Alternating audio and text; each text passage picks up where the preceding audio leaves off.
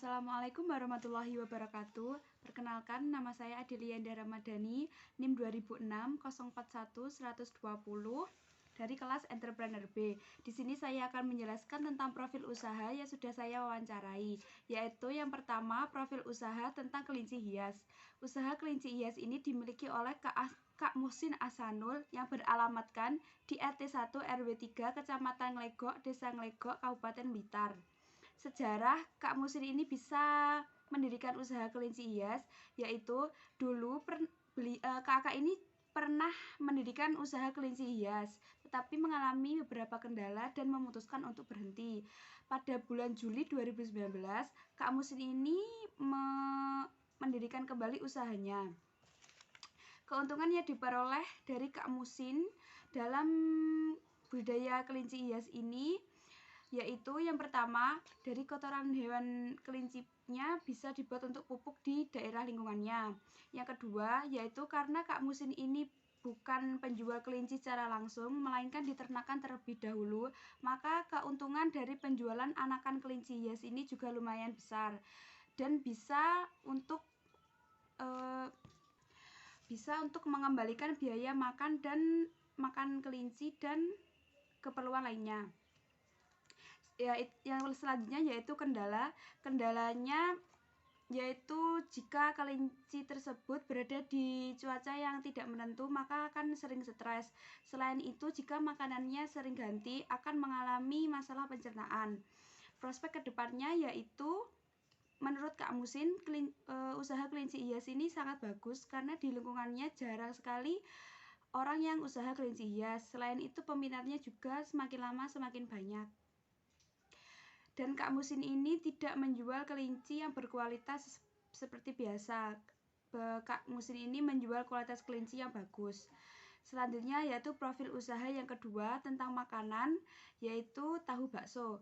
Usaha tahu bakso ini dimiliki oleh Kak Ramadan Eka Putra yang beralamatkan di Desa Bendosari, Kecamatan Sanan Kulon, Kabupaten Blitar. Sejarah Kak Ramadan Eka ini mendirikan usahanya yaitu karena ingin mengisi waktu luang saat pandemi yang awal masuk di Indonesia. Ia mengisi waktu luangnya dengan memulai usaha tahu bakso ini. Selain itu, ia juga mempunyai resep dari kakeknya yang berada di Semarang. Keuntungan yang diperoleh dari Kak Ramadan Eka ini yaitu setiap penjualannya bisa mendapatkan 3.000 per kotaknya. Kendala yang dialami Kak Ramadan Eka ini dalam usaha tahu bakso yaitu belum bisa mengirim tahu baksonya ke wilayah yang terlalu jauh karena masih terkendala dalam proses pengawetannya. Prospek kedepannya menurut Kak Ramadan Eka lumayan bagus karena usaha ini sangat mudah dijalankan dan waktunya yang sangat fleksibel. Selanjutnya yaitu profil usaha yang ketiga tentang budidaya jamur. Usaha budidaya jamur ini dimiliki oleh Bapak Muhtar yang beralamatkan di Dusun Cangkring, Desa Pelosok Arang, Kecamatan Sanan Kulon, Kabupaten Blitar. Sejarahnya yaitu dulu Bapak Muhtar ini diajak oleh temannya di daerahnya. Kemudian Bapak ini memikirkannya dan akhirnya menyetujui ajakan temannya tersebut. Bapak ini sudah memulai usaha jamur sejak 2012. Kendala yang dialami oleh Bapak Muhtar dalam usaha budidaya jamurnya yaitu jika cuacanya sedang musim hujan, maka berpengaruh pada jamurnya. Jamur yang dipanen akan sedikit terdapat kerusakan. Dan selain itu, jika panen jamurnya yang melimpah, biasanya pembelinya jarang berminat dengan jamur. Selanjutnya yaitu keuntungan yang diperoleh oleh Bapak Muhtar dalam usaha budidaya jamur ini yaitu jika cuacanya bagus bisa panen 15 kilo per hari dan sekilonya bisa mendapatkan 10.000 keuntungannya. Prospek kedepannya menurut Bapak Muhtar yaitu lumayan bagus ya karena di daerahnya itu juga masih jarang orang yang budidaya jamur. Selain itu peminatnya jamur juga semakin lama semakin banyak dan perawatannya juga mudah. Selanjutnya yaitu tentang profil usaha budidaya ikan predator. Usaha budidaya ikan predator ini dimiliki oleh Kak Owen Noriaga Setio Rahardian yang beralamatkan di Jalan Suryat nomor 9, Gedok, Kota Blitar.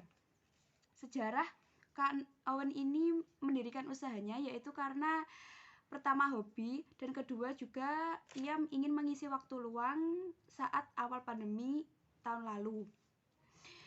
Dan selain itu ia juga ingin memperkenalkan bahwa ikan predator ini juga bisa mendapatkan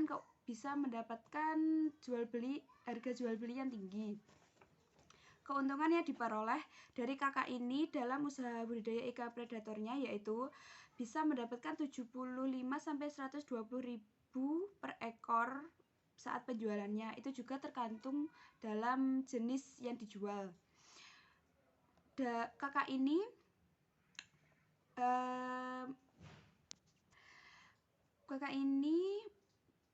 mendapatkan keuntungan yang besar itu dalam penjualan jenis ikan yang peacock bass karena jenis ikan ini sangat mahal, bisa sekitar 150.000 ke atas penjualannya. Kendalanya yang dialami oleh Kak Owen ini yaitu saat pertama membuka usaha, ikannya sering mati karena terkena penyakit. Tapi lama-kelamaan sudah bisa mengatasinya. Prospek kedepannya menurut Kak Owen ini bagus karena ikan predator ini semakin lama semakin banyak peminatnya dan perawatannya juga tidak terlalu rumit. Profil usaha selanjutnya yaitu tentang penjual makanan seblak. Penjual makanan seblak ini dimiliki oleh Pak Asep atau biasa disebut Kang Asep. Kang Asep ini berasal dari Jawa Barat. Beliau berjualan di Jalan Semeru, Kota Blitar. Sejarahnya beliau datang ke Blitar karena merantau dan ingin membuka usaha seblak yang mempunyai ciri khas dari Jawa Barat. Karena keuntungan yang diperoleh dari Kang Asep ini dalam penjualannya juga lumayan besar karena rasanya seblak Kang Asep ini mempunyai ciri khas dari daerah asalnya. Jadi banyak pembeli yang cocok dengan seblak yang dijual oleh Pak Asep ini. Prospek kedepannya menurut Kang Asep itu bagus karena selama ini banyak pembeli yang cocok dengan masakan Kang Asep dan makanan seblak Kang Asep ini mempunyai rasa yang berbeda dari toko-toko yang lainnya. Maka dari itu Kang Asep bisa mengatakan bahwa prospek kedepannya usahanya ini menurutnya bagus. Selanjutnya yaitu profil usaha yang keenam tentang ikan koi. Usaha ikan koi ini dimiliki oleh Mas Aski Arno yang beralamatkan di Desa Dusun Cangkring, Desa Plosoarang, Kecamatan Sanan Kulon, Kabupaten Blitar. Sejarahnya beliau bisa mendirikan usaha ini karena di Blitar itu ikan koi sangat diminati. Oleh sebab itu Mas Aski ini menggunakan situasi itu dengan membuka usaha ikan koi. Keuntungan yang diperoleh dari Mas Aski ini dalam usaha koi juga tidak menentu karena beliau mendapat keuntungan tergantung jumlah ikan dan jenis ikan yang dijual. Kendalanya Mas Aski ini yaitu pada listrik karena ada beberapa ikan yang di akuarium dan jika terjadi kendala dalam listrik dan gensetnya sedang rusak, maka itu sangat bahaya bagi oksigen ikannya.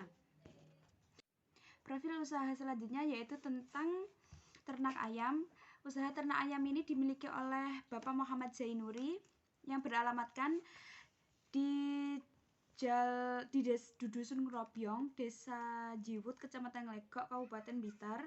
Sejarah Bapak Zainuri ini yaitu dulu sebenarnya Bapak ini guru penjaskes di suatu sekolah, tetapi kemudian oleh kakaknya diberi modal untuk melanjutkan usaha keluarganya dan kemudian sampai saat ini beliau mendirikan usaha ternak ayam. Kendala yang dialami oleh Bapak Zainuri ini yaitu tentang harga pakan yang meningkat, tetapi harga jual telurnya yang tidak menentu. keuntungan yang diperoleh dari Bapak Zainuri ini yaitu menurut Bapak Zainuri tidak pasti ya yang mendapatkan keuntungannya karena tergantung harga penjualan telur dan harga pakan, obat-obatan serta keperluan lainnya.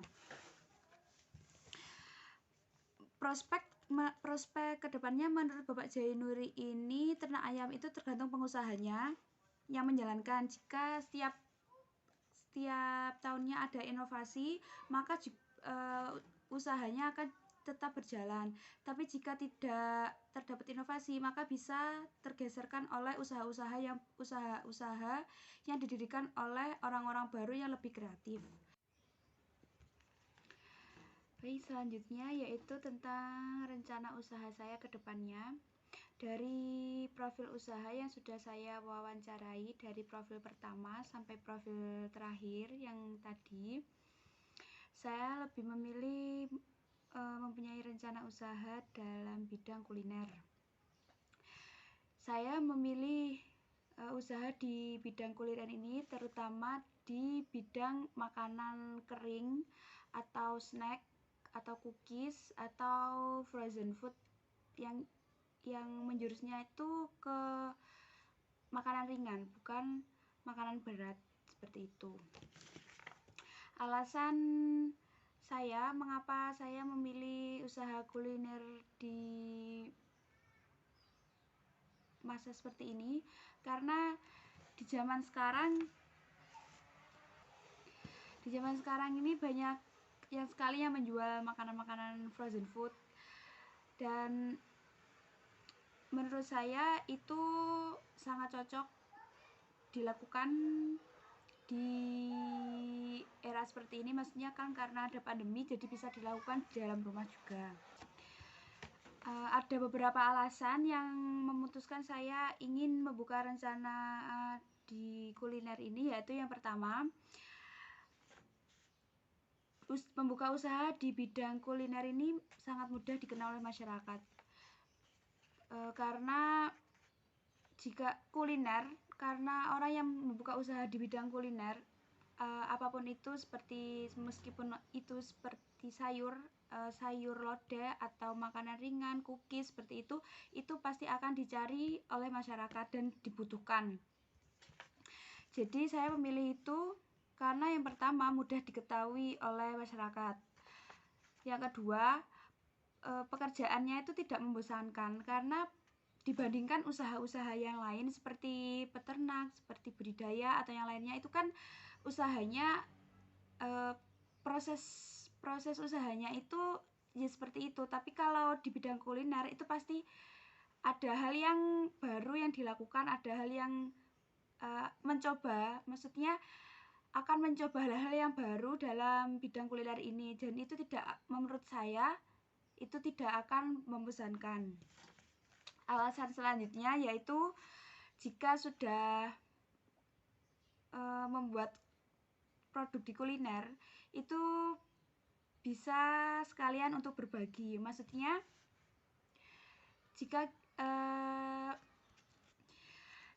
gini, jika saya sudah membuat sebuah produk makanan, dan kalau saya contohnya seperti ini, maksudnya bisa berbagi itu jika saya membuat sebuah makanan dan ingin mempromosikannya tidak susah-susah, itu bisa lewat dengan berbagi ke sesama orang di lingkungan saya. Jadi itu bisa sebagai ajang promosi sekaligus berbagi seperti itu. Alasan selanjutnya yaitu lokasi yang dibutuhkan oleh pengusaha kuliner ini tidak sulit atau tidak perlu repot-repot untuk mencari tempat yang strategis, karena orang yang mempunyai usaha di bidang kuliner itu bisa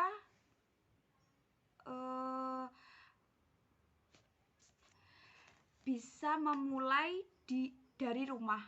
Jadi bisa mempromosikannya lewat sosial media, tidak perlu harus ke pasar satu, ke pasar yang lainnya seperti itu.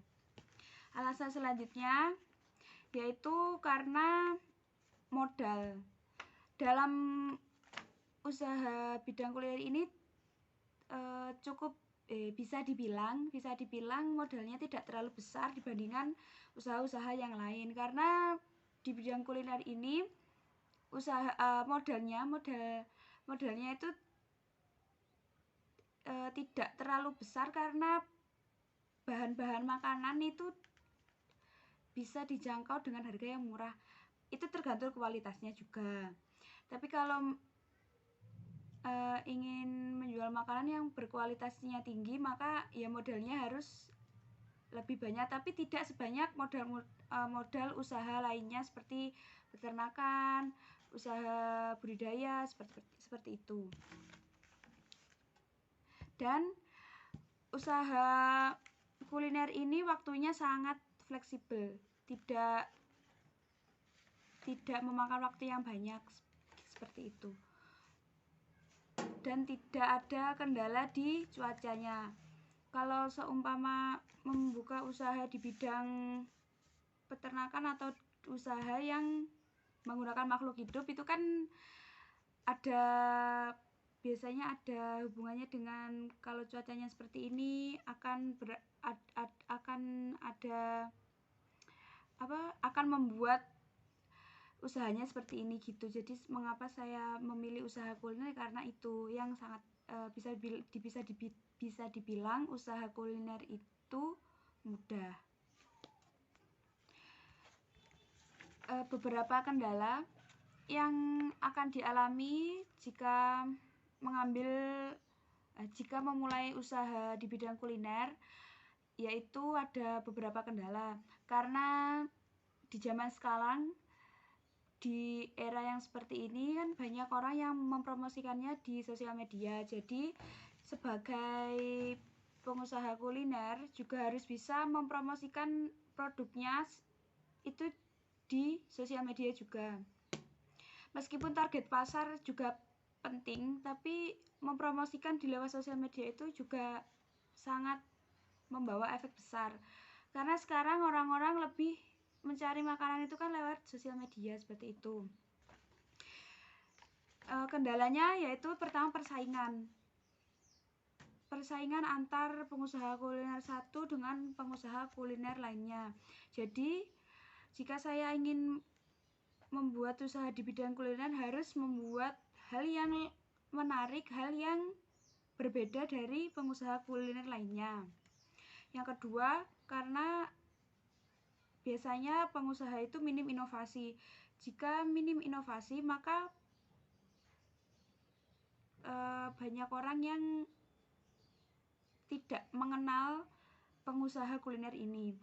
Karena pengusaha kuliner itu dikenal biasanya karena makanannya, rasa makanannya yang enak, kualitas makanannya, dan inovasi makanannya. Biasanya banyak makanan yang dijual di pasaran tetapi bentuknya sama seperti itu. Jadi kan banyak pembeli atau konsumen yang bosan. Jadi bagaimana si penjual makanan ini bisa berinovasi agar makanannya lebih menarik dibandingkan makanan pengusaha lainnya, seperti itu. Dan yang biasa terjadi di kalangan pengusaha kuliner yaitu harga bahan baku yang dinamis. Jadi jika bahan-bahannya harganya turun, itu si pembisnis kuliner ini mendapatkan keuntungan. Tapi jika sebaliknya, maksudnya jika harga makanannya itu melonjak tinggi, si pembisnis harus berpikir bagaimana caranya bisa membuat makanan yang kualitasnya tetap bagus, tetapi harganya itu naik. Jadi harus pintar-pintar membuat rancangan tentang bagaimana jika harga bahan baku itu naik. Jadi bisa diakali dengan jika harga bahan bakunya naik dan tetap ingin menjual makanan yang kualitasnya baik juga, berarti harganya juga harus dinaikkan, tapi tidak harganya yang dinaikkan itu tidak terlalu tinggi. Jika tidak ingin harganya dinaikkan, maka ukuran makanannya yang dikurangi, seperti itu. Dan kemudian jika dalam bisnis kuliner ini, jika kita pintar dalam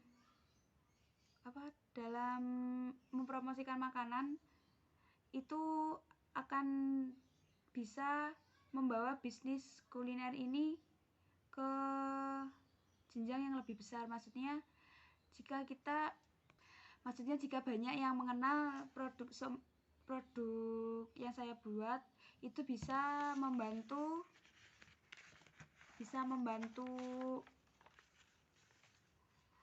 saya dalam menjual makanan ke orang-orang di sekitar saya.